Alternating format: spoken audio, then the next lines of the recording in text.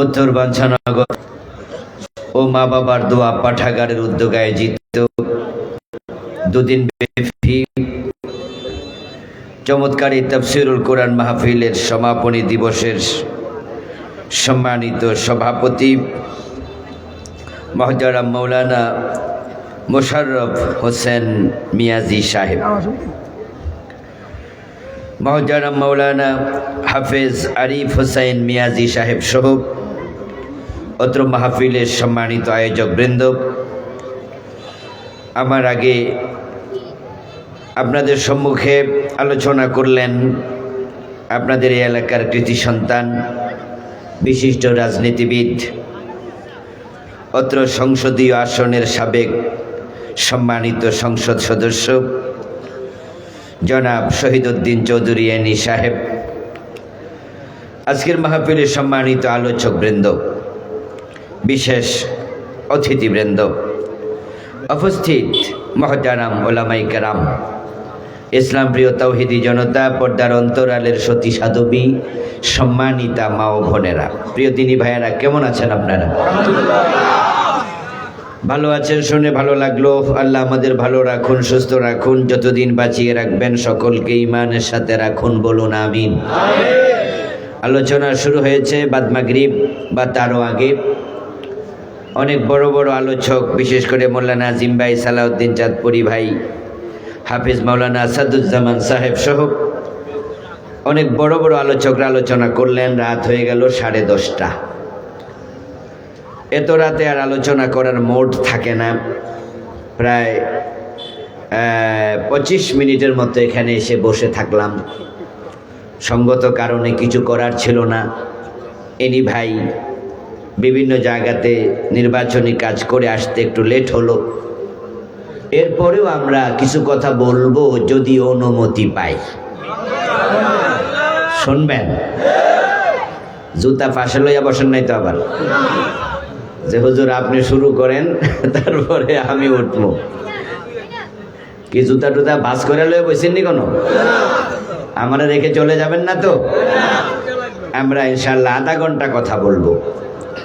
11টা বাজলে আমরা আশা করছি ছেড়ে দেব। দেখা যাক কোন দিকের পানি কোন দিকে গড়ায়। পরিবেশ পরিস্থিতি বলবে। আগে আধা ঘন্টার অনুমতি পাই কিনা সেটা ভাবছি। শুরু করব? যারা দাঁড়িয়ে আছেন তারা বসে যান, কারণ লোক তো মাঠ ভরপুর আছে আলহামদুলিল্লাহ। যারা দাঁড়িয়ে আছেন দাঁড়িয়ে পরিবেশ নষ্ট করবেন না, বসে যান। আল্লাহ তাআলা লাখ কোটি শুকরিয়া জ্ঞাপন করছি যে মহান মনিব অত্যন্ত মেহেরবানি করে এই শীতের রাতে কোরআনের আহ্বানে, কোরআনের এই মাঠে আমাদেরকে উপস্থিত হওয়ার তৌফিক দিলেন, যিনি আমাদেরকে সুস্থ রাখলেন, পবিত্র কোরআনের কথা বলার মতো, শোনার মতো কোরআনমুখী হৃদয় দিলেন। এই সব নেয়ামতের মালিককে এজন্য আমরা শুরুতে তাকে শুকরিয়া জানাই, কৃতজ্ঞতা জানাই। সবাই মিলে একবার জোরে জোরে কালিমাতুশ শুকর পড়ি, আলহামদুলিল্লাহ। আমার প্রিয় দিনী ভাইরা, আমি আপনাদের সম্মুখে পবিত্র কোরআন মাজিদ থেকে সূরাতুল কাহফের 103 এবং 104 দুটি আয়াতে কারিমা তেলাওয়াত করেছি। নবীজি সাল্লাল্লাহু আলাইহি ওয়াসাল্লামের পবিত্র মুখ অনুসৃত একখানা ছোট্ট হাদিস পাঠ করেছি। আল্লাহ তাআলা তৌফিক দিলে এখান থেকে কিছু কথা বলবো ইনশাআল্লাহ। সূরাতুল কাহফের 103, 104 নম্বর আয়াতের আলোচ্য বিষয় হলো দুনিয়াতে কিছু মানুষের আমল আল্লাহ তাআলা ফেলে দেন, কবুল করেন না। কিছু মানুষ আছে যারা আমল করে, কিন্তু হাসরের ময়দানে গিয়ে দেখবে আমল নামায় কোনো সওয়াব নাই। যে মানুষগুলো হাসরের দিন আল্লাহর সামনে গিয়ে দেখবে আমল নামা খালি, তারা কি জান্নাতি না জাহান্নামী? فأما من خفت موازينه فأمه هاوية فأما من ثقلت موازينه فهو في عيشة راضية وأما من خفت موازينه فأمه هاوية। এই আয়াত সবার মুখস্থ আছে না? এটা আমরা নামাজে প্রায়ই তো পড়ি। এখানে আল্লাহ তাআলা বললেন যাদের আমল হালকা হবে, যাদের সওয়াব কম হবে, তাদের বাসস্থান হাওবিয়া। হাওবিয়া মানে জাহান্নামের একটা অংশ। আর 7টা জাহান্নাম আছে, তার মাঝে একটার নাম কি? হাওবিয়া। আমরা বাংলাদেশে যেটাকে বলি হাবিয়া দোজক। আল্লাহ বলছেন যাদের আমল কম, সওয়াব কম, তাদেরকে আমি জাহান্নামে ফেলে দেব। পড়েন নাউজুবিল্লাহ। ঠিক তার বিপরীতে ফাম্মা মান সাকুলাত মাওয়াজিনুহু, যাদের আমল হবে ভারী, সওয়াব হবে বেশি, ফাহুয়া ফি ঈশাতির রাদিয়া, সে আমল ভারী হওয়ার সাথে সাথে অত্যন্ত চমৎকার আবাসস্থল জান্নাতে প্রবেশ করবে। আল ওয়াজনু ইয়াউমাইযিনিল হক। কোরআনে আল্লাহ বলেন সেদিন নিশ্চিতভাবে তোমাদের আমল ওজন করা হবে। কিছু মানুষ আছে দুনিয়া 5 ওয়াক্ত নামাজি ছিল, রমাদানে তারা রোজাও রেখেছে। এমনও কেউ আছে লক্ষ কোটি টাকা যাকাত দিত এবং রমাদানে উমরা করেছে, হজের মাসে হজ করেছে, কিন্তু হাসরের ময়দানে আল্লাহর সামনে গিয়ে দেখবে আমল নামায় কোনো সওয়াব নাই। আল্লাহ না করুক যদি সে মানুষের মাঝে আপনি হন, আমি হই, উপায় নাই। আল্লাহ তাআলা সূরা আল কাহফের 103 নম্বর আয়াতে নবীজি মুহাম্মদকে বলেন, ও নবী, আপনি ওই মানুষগুলোর খবর উম্মতকে জানায়া দেন। কুল, আপনি বলুন, হাল নুনাব্বিউকুম, আমি কি তোমাদেরকে খবর দেব, বিল আকসারিনা আমালাম, ওই মানুষগুলোর ব্যাপারে যারা আমলের দিক থেকে ক্ষতিতে নিমজ্জিত হয়ে গেল। আল্লাযীনা দাল্লা সাইয়ুহুম ফিল হায়াতিদ দুনিয়া, যাদের আমলগুলো দুনিয়ার জীবনে হারাইয়া গেছে। যারা জেলে, তারা মাছ ধরে কোথায় রাখে? জাল দিয়া তো মাছ ধরে নাকি? পরে মাছটা কোথায় রাখে? আচ্ছা, খলিতে রাখে। আচ্ছা, খলির যদি তলা না থাকে? বাংলায় প্রবাদ আছে, জাল ছিদ্র হলে চলে কিন্তু খলি ছিদ্র হলে চলে না। কারণ মাঝে মাঝে সেরা জালেও মাছ ওঠে, যদিও কম, কিন্তু আপনি যে জায়গায় মাছ রাখলেন ওটা যদি ছিদ্র হয় তাহলে যে কয়টা পাইছেন এ কয়টাও। ও রাসূল, আপনি বলে দিন কিছু মানুষ যাদের আমলগুলো এরকম ছিদ্র দিয়ে পড়ে যায়, হাসরের ময়দানে আল্লাহর সামনে গিয়ে তারা দেখবে আমলনামা এরকম সাদা কাগজের মতো খালি। তারা বলবে, আল্লাহ, আমার নামাজের সওয়াব কই, রোজার সওয়াব কই, আমার হজ যাকাত তাসবিহ তাহলিল জিকির আজকার কত ইবাদত ছিল, কিন্তু সওয়াব কেন নাই? আল্লাহ তাআলা তখন বলবেন, বান্দা, তুই কি সূরা কাহফের 103 নম্বর আয়াত পড়িসনি? ওখানে তো রাসূলের মাধ্যমে আমি কিছু মানুষের খবর দিছি যাদের আমলগুলো দুনিয়াতে হারাইয়া গেছে। তুই তো তাদের একজন। ওই লোক আল্লাহ তাআলাকে তখন বলবে, কোন অপরাধে? আল্লাহ তার আমল নামা এবার খুলে, বদের আমল নামা, ফাফের আমল নামা খুলে অপরাধগুলো চিহ্নিত করবেন। এমন 5টা অপরাধ আছে যে 5টা অন্যায় করলে আমল কবুল হবে না। তার মাঝে 3টা অপরাধ আছে যেগুলো করলে ঈমানটাও থাকে না। 3 অপরাধে ঈমান যায়, আর যার ঈমান নাই তার আমলের কোনো দাম নাই। আর 2টা অপরাধ আছে ঈমান যাবে না কিন্তু আমলগুলো কবুল হওয়া বন্ধ। ওই 5টা অপরাধ আল্লাহ আমলনামা থেকে চিহ্নিত করে দেবেন, দেখ তোর আমলনামার মাঝে এগুলো আছে। বান্দা তখন নিজের চোখে দেখবে, দেখার পরে এবার আল্লাহকে কি বলবে সেটাও আল্লাহ কোরআন মাজিদে বলছেন।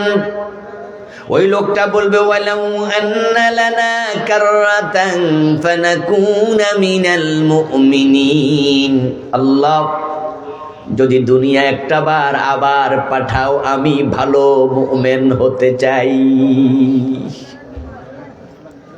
সে বলবে আমার দুনিয়ার একটা বারের জন্য পাঠাও।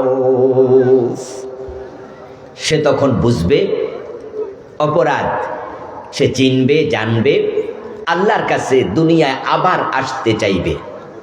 আপনাদের কাছে আমার জিজ্ঞাসা, দুনিয়ায় কি আবার আল্লাহ পাঠাবেন? কোনো সুযোগ আছে? তাহলে সেদিন বুঝে কোনো লাভ নাই। কিন্তু যে 5টি অপরাধে আমল কবুল হয় না, 3টি অপরাধে ঈমান সহ চলে যায়, যদি আমি আজকে আলোচনা করি আর এখানে আপনি টের পান যে আপনারও তো অবস্থা ভালো নয়, ওই 5 জনের ভিতরে আপনিও আছেন, তাহলে আজকে বুঝলেই তাওবা করার সুযোগ আছে না নাই? নতুন করে কালেমা পড়ার সুযোগ আছে না নাই?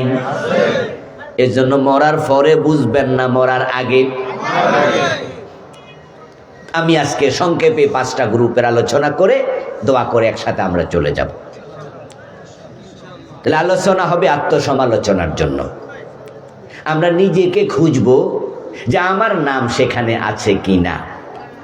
অনেক সময় না জানার কারণে মানুষ অপরাধ করে, ভুল করে, গুনাহ করে। এই জন্যই তো ইসলামে কি এলেম আগে না আমল আগে? জানা আগে না মানা আগে? কোরআনের প্রথম আয়াত আল্লাহ নাজিল করেছেন, সেটা কি ছিল? ইকরা। ইকরা শব্দের অর্থ কি? পড়ো, পড়লেই জানবা। এই জন্য তাফসীর মাহফিল। মোল্লা নাজিম ভাই সালাত নিয়ে সংক্ষেপে কথা বলেছে, রোজা নিয়ে কিছু কথা বলছে, বলে নাই? এর আগের বক্তা সালাউদ্দিন সাদপুরি তিনিও কিছু বিষয়ে কথা বলছে। আর আমি 5টা বিষয় ছোট ছোট করে আপনাদের সামনে বলবো। যদি আপনি মনে করেন যে হাইরে এটা তো আমার ভিতরে লিকে যাচ্ছে, আমার ভুল আছে, তাহলে আপনার আজকে তাওবা করার সুযোগ এখনো আছে। আর তাওবাকারী বান্দাকে আল্লাহ ভালোবাসেন সবচেয়ে বেশি।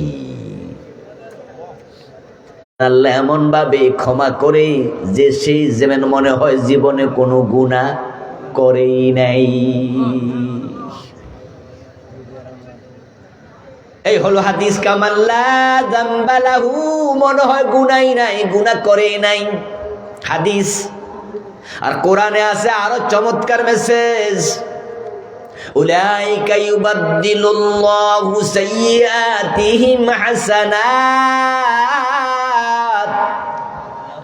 উলাইকা ইউবাদদিলুল্লাহু লাহুম সাইয়্যাতিহিম হাসানাত। যারা তাওবা করে, নতুন করে আবার ভালো হওয়ার সিদ্ধান্ত নেয়, ইল্লা মান তাবা ওয়া আমানা ওয়া আমিলা আমালান সালিহা, আল্লাহ বলে তাওবা করলে, ভালো হওয়ার সিদ্ধান্ত নিলে আমি শুধু গুনাহ ক্ষমা করি না, আমল নামায় যে গুনাহ ছিল আমি সেগুলোকে সওয়াব বানায়া দেই।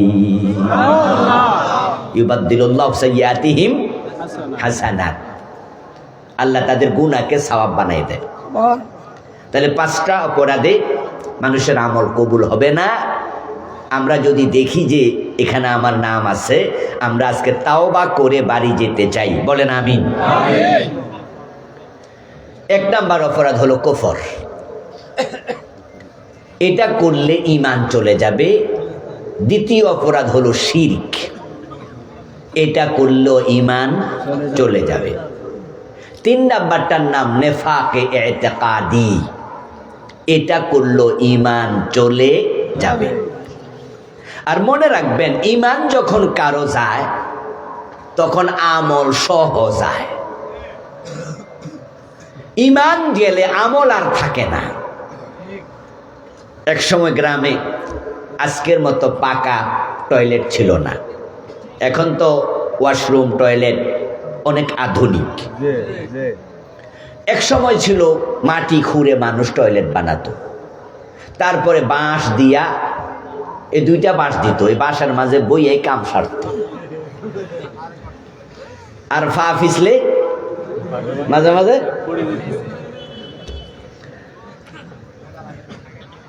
তো টয়লেটের চারপাশে বেড়া দেয়া। ওই জাতীয় বাঁশের টয়লেটের ভিতরে একজন ঢুকছে, বাঁশ দিছে 2 খান, পিছল খাইয়া ঠুস করে পড়ছে। আওয়াজ বাহির থেকে শুনছে একজনে, কিরে কেউ যেন ভিতরে পড়ছে। এখন ভিতরে যে পড়ছে, টয়লেটটা হালকা বেশি ছিল না, আপনার হয়তো হাঁটু পরিমাণ ময়লা, সে পইরা ডুবে যায় নাই, একবারে হাঁটু পরিমাণ, কিন্তু আওয়াজ তো হয়েছে। তো বাহির থেকে একজন কয়, এই কি হয়েছে, ভিতরে কেডা? তো যে পড়ছে হে কয়, ভাই ভাই আমি। কি হয়েছে, ফইরা গেছেন নি? কয় না, আমার জামাটা পড়ছে। কি পড়ছে? কয় না, জামা পড়লে এত আওয়াজ হয় না। জামার ভিতরে তো আমি আছি। কথা বুঝলেন? ওই কি পড়ছে, মনে করছে এটা কইলে বেটা বিশ্বাস করলে তাকে ইজ্জত বাঁচলো, পড়ছে যে কেউ জানলোই না। কিন্তু যে বেটা বাহিরে, হে আবার ঠেটাটাই ফেললো, হে কইছে জামা পড়লে এত আওয়াজ হয় না। কই ভাই জামার ভিতরে। কারো ঈমান যদি যায়, ঈমান গেলে আমল আর থাকে না, আমল শুদ্ধ যায়। ঈমান হলো অঙ্ক 1-এর মতো, আমল হলো ডান পাশে শূন্যের মতো। এই জন্য মুমিন যখন একটা নেক আমল করে, তার আমলনামায় সওয়াব দেয়া হবে কমপক্ষে 10 গুণ। সুবহানাল্লাহ পড়ে। মান জাআ বিল হাসানাতি ফালাহু আশরু আমসালিহা। কোরআন মাজিদে আল্লাহ বলেন যে মুমিন একটা ভালো কাজ করবে, তার জন্য আমি সওয়াব দেই কমপক্ষে 10 গুণ। ঈমান হলো 1, আমল হলো ডানে 0। এবার আপনারা একটু জবাব দিন তো, 1-এর ডানে একটা 0